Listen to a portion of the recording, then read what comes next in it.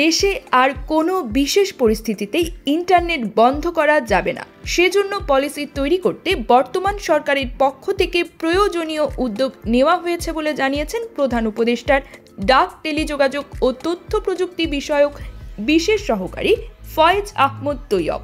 রোববার 9 মার্চ জাতীয় প্রেস ক্লাবের তোফাজ্জল হোসেন মানিক মিয়া হলে বাংলাদেশ মুঠোফোন গ্রাহক অ্যাসোসিয়েশনের উদ্যোগে দ্রুত গতির মানসম্পন্ন ও সহজলভ্য ইন্টারনেট প্রাপ্তিতে করণীয় শীর্ষক আলোচনা সভায় প্রধান অতিথির বক্তব্যে তিনি এসব কথা বলেন।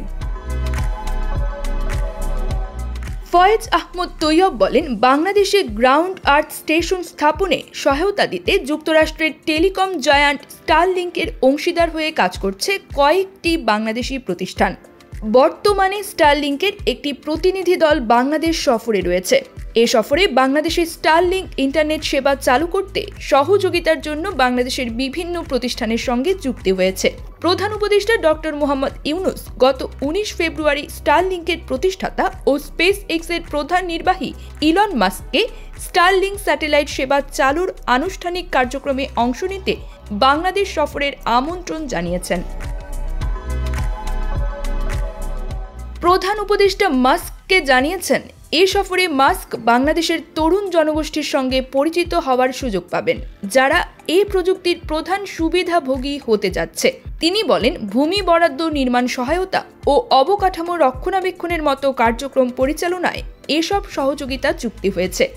স্টারলিংক টিম এই কাজের জন্য কিছু নির্দিষ্ট স্থান চিহ্নিত করেছে। এর মধ্যে বাংলাদেশি প্রতিষ্ঠানগুলোর নিজস্ব সম্পত্তি এবং কিছু ক্ষেত্রে হাইটেক পার্কের জমি ব্যবহারের বিষয়টি বিবেচনা করছে স্টারলিংক। প্রধান উপদেষ্টার বিশেষ সহকারী বলেন, প্রকল্পের স্থান ও প্রকল্প বাস্তবায়ন সংক্রান্ত বিষয়ে বিস্তারিত আলোচনা চলছে।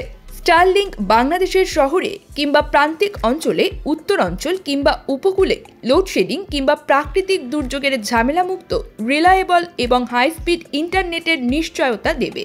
এটি নিরবিচ্ছিন্ন সেবা এবং উচ্চমান কোয়ালিটি সার্ভিসের নিশ্চয়তা দেবে।